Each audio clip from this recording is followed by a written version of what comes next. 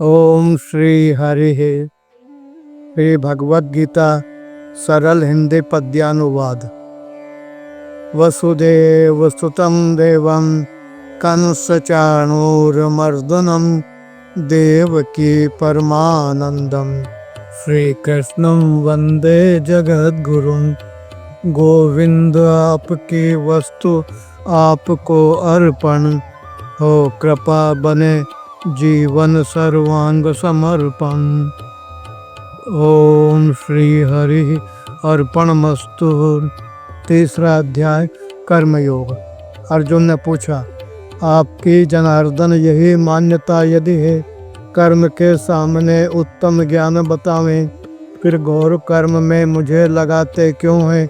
करुणा निधान केशव यह तो समझावें। कुछ मिले हुए से वचन आपके भगवन, मेरी मति को ये मोहित सी करते हैं। फिर एक बात जो हितकारी हो वह कहिए, ऐसे निर्णय ही सब संशय हरते हैं।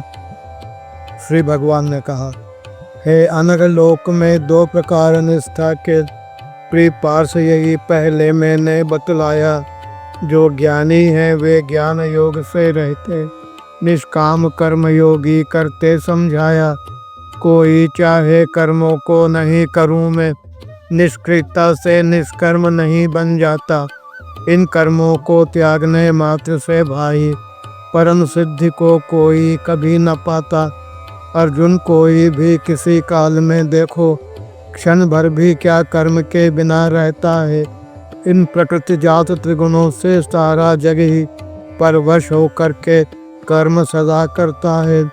जो मूढ़ बुद्धि हट से कर्मेंद्रिय रोके, मन से विषयों का चिंतन करता रहता, मिथ्या उसने आचरण बनाया अपना।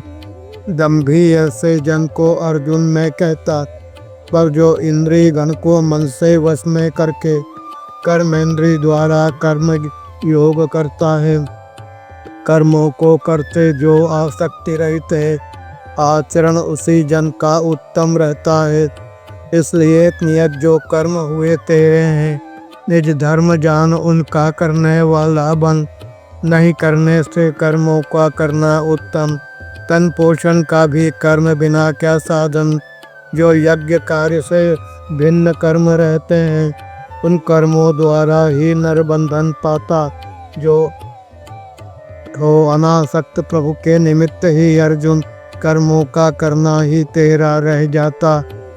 कंदुक के आदि में प्रजापति ब्रह्मा को यज्ञ से प्रजा को रचकर यह समझाया, इस कर्म यज्ञ से वृद्धि तुम्हारी होगी, यह इच्छित फल देने वाला बतलाया।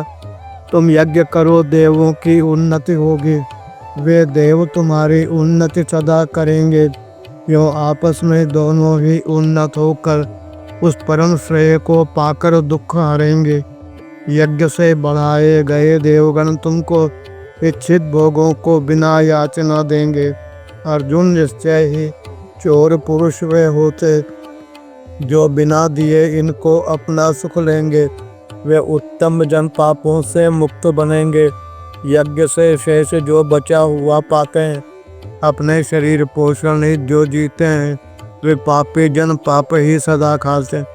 सारे प्राणी उत्पन्न अन्न से होते, उत्पत्ति अन्न की वर्षा से संभव है। यज्ञ ही वृष्टि का बना हुआ है कारण, यज्ञ का सदा ही कर्मों से उद्भव है।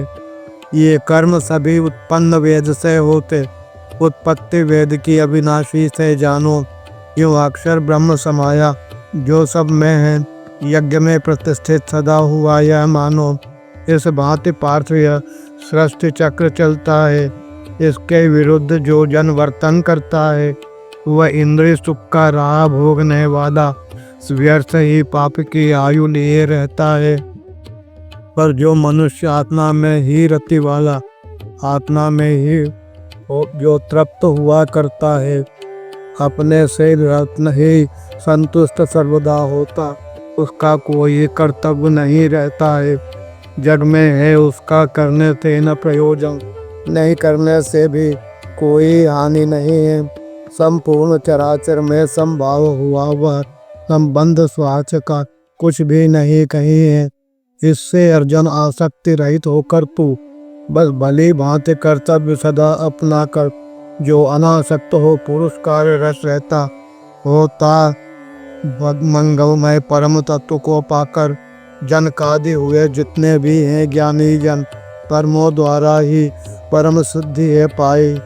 इसलिए लोक संग्रह को देख भली विधि सर्वथा उचित कर्मों का करना भाई।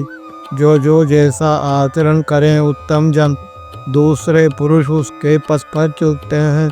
वह सृजन कर्म कर जो प्रमाण देता है अन्य भी उसी अनुसार कार्य करते हैं।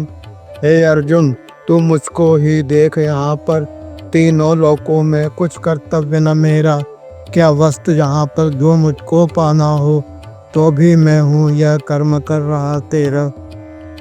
यदि सावधान हो कर्म रहूं मैं अर्जुन कर्म में सजग व्यवहार नहीं कर पाऊं तो सब प्रकार जन मेरी राह चलेंगे मैं ही सब में कर्तव्यहीनता लाऊं।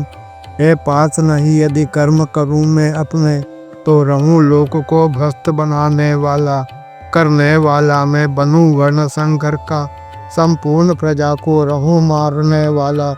हे भारत जो आसक्त विवश होकर के अज्ञानी जन कर्म में लगे रहते हैं हो अनासक्त विद्वान लोक संग्रहित निज कर्म करे नर सब जैसे करते हैं। कर्मों में जो आसक्त हुए अज्ञानी ज्ञानी जन उनमें बुद्धि भेद नहीं लावे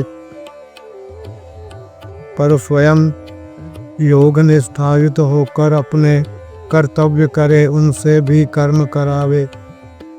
सचमुच अर्जुन यह प्रकृति गुणों की रचना सब कर्म उन्हीं के द्वारा किए हुए हैं। जो अहंकार से मोहित हैं अज्ञानी कर्तापन में अपने को लिए हुए हैं पर जो ज्ञानी गुण कर्म विभाजन जाने इनके विषयों में भ्रम अपना खोता है।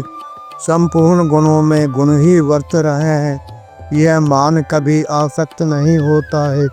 जो प्रकृति गुणों पे मोहित जन होते हैं गुण कर्मों द्वारा वे आसक्त बने रहते हैं। उन नहीं समझने वाले मूर्ख नरों में विचलित न कभी भी ज्ञानी जन करते हैं। इससे अर्जुन बस ध्यान निष्ठ होकर तो सब कर्मों को मेरे चरणों में धर दे। आशा ममता से मुक्त बना अपने को संताप रहित आरंभ युद्ध का कर दे। जो भी मानव यो दोष बुद्धि को खोकर श्रद्धामय होकर कर्म सदा करते हैं मेरे मत के अनुसार चल रहे वे जन सारे कर्मों से मुक्त हुए रहते हैं। जो मूर्ख लोग अति दोष दृष्टि वाले हैं मेरे मत के विपरीत बने यह मानो सारे ज्ञानों में मोहित उन मूढ़ों को कल्याण मार्ग से भ्रष्ट हुए ही जा। प्रिय पार्थ सभी प्राणी स्वभाव निज पाते जिसके वश होकर सदा कर्म करते हैं। निज प्रकृति लिए कर रहा कार्य ज्ञानी भी फिर इसमें कोई हट क्या कर सकते हैं। जो राग द्वेष इंद्रिय भोगों में इन दोनों के वश में न कभी नर होवे। बस अर्जुन यही महाविघ्नकारी है कल्याणवार कामना वाला इनको खोवे। पर धर्म भला लगता हो फिर भी अपना गुण रहित धर्म ही उत्तम फल वाला है। निश्चय अर्जुन प्रधर्म में मरना भी हितकारी है पर धर्म सदा भय को देने वाला है। अर्जुन ने पूछा हे करुणा निधान श्री कृष्ण मुझे समझावें क्यों किस भय से यह पुरुष विवश सा रहता जब नहीं चाहता फिर भी किसके द्वारा प्रेरित होकर आचरण पाप का करता। श्री भगवान ने कहा यह काम क्रोध ही मूल अनर्थों का है जो पास रजोगुण से उत्पन्न हुआ है। भोगों का भूखा सदा बड़ा पापी है तू जान यही जो वैरी खड़ा हुआ है। यह अग्नि धुएं से घिरी हुई जैसे है मल के द्वारा जैसे दर्पण ढक जाता देर से जिस तरह गर्भ ढका रहता है उस भांति ज्ञान पर काम आवरण आता।